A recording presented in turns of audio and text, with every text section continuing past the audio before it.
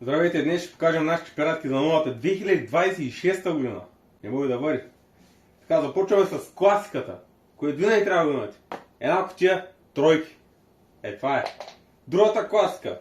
Една кутия Мега Black Devil. 25-та година производство. Ви представяте ли си има 25-та? Имаме една кутия TP1500, която е средни силвари.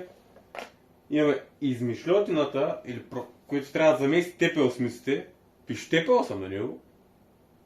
TP8 ще. Добре. Имаме една кутия Big Bang задължително.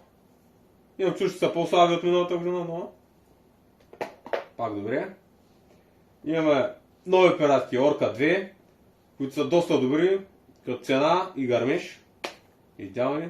20 са в кутия. Имаме една кутика. Имаме няколко силвари останали миналогодишни.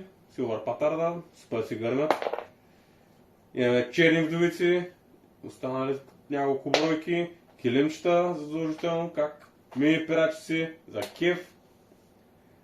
Имаме и две римски сещи, една по-мъничка, една по-голяма и двете са по 8 изстрела. Така за заряд и за кеф. Виждаме се някогаш.